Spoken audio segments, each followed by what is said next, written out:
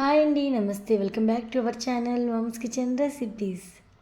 ఇవాళ మన వీడియో ఏంటి అంటే చాలా హెల్దీ అండ్ టేస్టీగా చుక్కకూర టమాటో కర్రీ అయితే ఈ వీడియోలో అయితే ఎలా చేయాలో తెలుసుకుందాం పదండి. అంతకంటే ముందుగా చుక్కకూర ఈ విధంగా అయితే క్లీన్ చేస్తే కనుక మనకి డస్ట్ అనేది అస్సలు ఉండదు. ఒక బౌల్ తీసుకొని అందులోకి శుభ్రంగా చుక్కకూరని ఈ విధంగా కట్ చేసి తీసుకోవాలి. ఇక్కడ నేను చుక్కకూర చూపిస్తాను చూడండి. డస్ట్ అనేది ఎంత ఉందో, చాలా డస్ట్ ఉంటుంది ఆకుకూరలు ఏవైనా సరే. శుభ్రంగా 2-3 సార్లు వాటర్ పోసి క్లీన్ చేసేసుకోవాలి.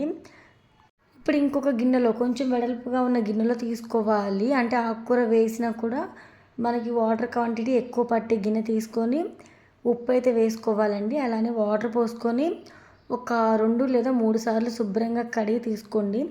ఇక్కడ వీడియోలో నేను ఎలా అయితే చూపిస్తున్నానో అదే ప్రాసెస్ ఒక 2 లేదా 3 సార్లు క్లీన్ చేసి తీసుకుంటే సరిపోతుంది. ఇప్పుడు శుభ్రంగా కడిగి తీసుకున్న చుక్కకూరని ఒక బౌల్లోకి అయితే తీసేసుకుందాం. ఈ విధంగా చుక్కకూర అయితే కడిగి పక్కన పెట్టేసాం కదా. ఇప్పుడు స్టవ్ ఆన్ చేసుకొని స్టవ్ మీద ప్యాన్ పెట్టేయాలండి. ప్యాన్ హీట్ అయిన తర్వాత ఒక 2 టేబుల్ స్పూన్లు ఆయిల్ అయితే పోసుకొని 1/2 టేబుల్ స్పూన్ వరకు జీలకర్ర అయితే వేసుకొని, అలానే 2 వెల్లుల్లి రెబ్బలు వేసుకొని, ఎండుమిర్చి కూడా వేసుకోవాలి. ఆ తర్వాత 1 లేదా 2 ఉల్లిపాయలు తీసుకొని సన్న ముక్కలుగా కట్ చేసుకోవాలి. నేను ఇక్కడైతే 1 ఉల్లిపాయ తీసుకున్నానండి. తర్వాత కరివేపాకు కూడా వేసేసుకొని శుభ్రంగా కడిగి తీసుకున్న చుక్కకూరను కూడా వేసుకొని ఈ విధంగా చక్కగా కలుపుకోవాలండి. ఇప్పుడు మీరు ఒకసారి అబ్జర్వ్ చేయండి, చుక్కకూర లైట్గా మెల్ట్ అవుతూ ఉంది. చుక్కకూర త్వరగా ఉడికిపోతుంది, ఎక్కువ టైం పట్టదు కూడా, త్వరగా కుక్ అయిపోతుంది. కాబట్టి ఒక 5 మినిట్స్లోనే కర్రీ ప్రిపేర్ చేసేయచ్చు మనం.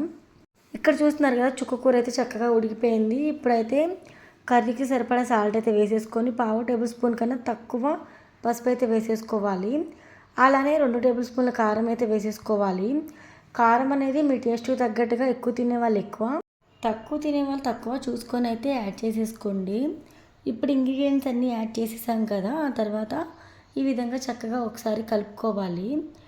ఆ తర్వాత మనం ఇక్కడ ఒక టమాటో అయితే సన్న ముక్కలుగా కట్ చేసుకొని యాడ్ చేసేసుకొని, ఆ తర్వాత మంటను లో ఫ్లేమ్లో అడ్జస్ట్ చేసుకొని మూత పెట్టేసి ఒక 2 లేదా 3 నిమిషాల వరకు ఉడకనిస్తే చుక్కకూర చాలా అంటే చాలా టేస్టీగా రెడీ అయిపోతుంది.